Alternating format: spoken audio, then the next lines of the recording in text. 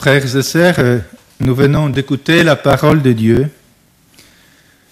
Nous venons de réentendre des textes qui nous sont bien familiers. Les récits de la création, les sacrifices d'Isaac ou encore les récits de la traversée de la mer Rouge par le peuple d'Israël. Et d'autres textes, peut-être moins connus, mais nous les lisons aussi. Quel est le but de cette liturgie de la parole aussi élaborée?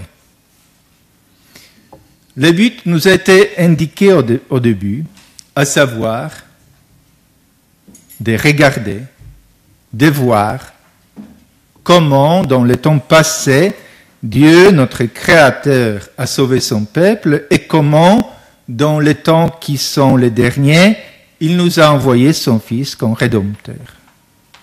Pourquoi? Parce que notre foi, elle s'inscrit dans une longue histoire. Notre foi personnelle et en même temps la foi de l'Église qui a déjà son histoire. Et la foi de l'Église a ses racines dans la foi encore plus ancienne, la foi d'Israël. Et c'est vraiment une très, très longue histoire.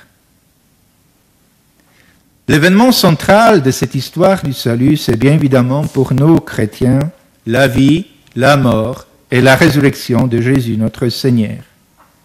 Mais justement, l'histoire de Jésus, avec sa mort et sa résurrection, est l'accomplissement des Écritures, l'accomplissement des prophéties de l'Ancien Testament.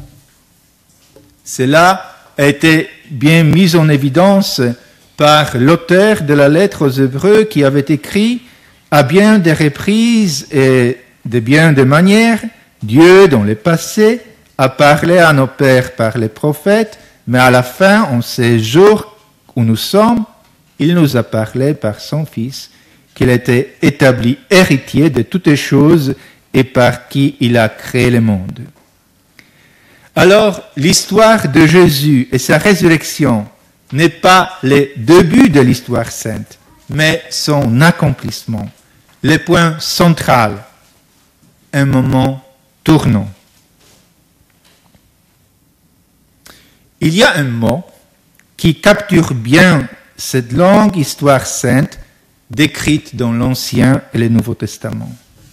Ce mot, c'est alliance. L'histoire de la Bible, histoire sainte, c'est tout simplement et d'abord l'histoire de l'alliance.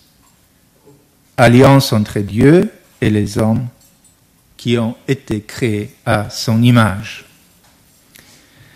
Alors, dans cette longue histoire, il y a eu des hauts et des bas, des départs et des retours, des infidélités et des actes de repentance de la peuple d'Israël et ensuite dans l'histoire de notre Église, sainte par la sainteté de Dieu et en même temps péchereuse par le péché de l'homme.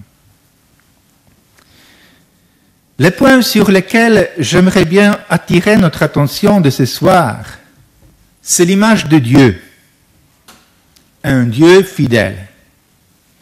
Le Dieu de la Bible est un Dieu fidèle à son alliance. Le Dieu de la Bible est un Dieu qui marche avec son peuple, qui l'accompagne. Quelquefois, au moins au dire des prophètes, Dieu s'énerve, il est vrai, parce que son peuple s'est détourné de lui.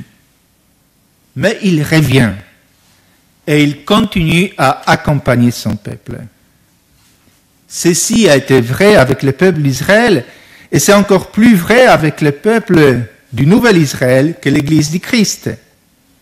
Notre Dieu est un Dieu avec nous, non contre nous ou à côté de nous, mais vraiment pour nous et avec nous.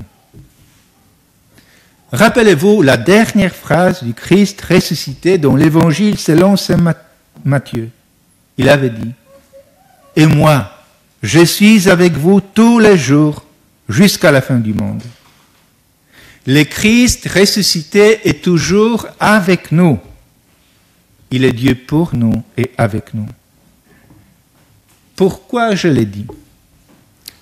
Non pas parce que vous ne le saviez pas, mais pour nous rappeler, en ces temps de pandémie, que Dieu ne nous a pas abandonnés, mais qu'il est avec nous, à côté de nous, avec nos morts, avec nos malades, avec les médecins, infirmiers, infirmières, avec nous tous. Il est avec nous dans ce temps de l'épreuve. La fête de Pâques, qui coïncide avec le printemps ou après l'hiver, toute la nature se réveille, est une célébration de la vie. Le Christ est ressuscité. Il a vaincu la mort. C'est le message central de notre foi. Il nous ouvre la voie pour la vie éternelle avec Dieu et en Dieu. Cette fête, elle est porteuse d'une grande espérance. Non pas au sens que le Christ ressuscité va régler toutes nos affaires à notre place, mais au sens de la présence sûre, immuable et éternelle. Il est avec nous. Il est présent ici et maintenant.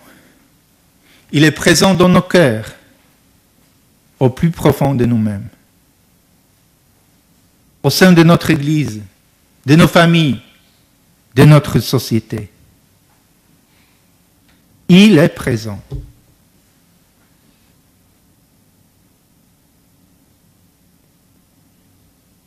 Arrivé à ce point dans l'homélie,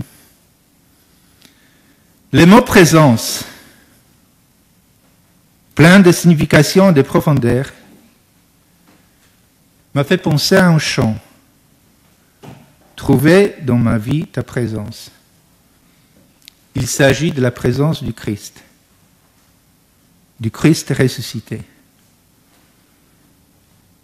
Alors j'ai envie de chanter ce chant et d'en faire ma prière cette nuit de la veillée pascale.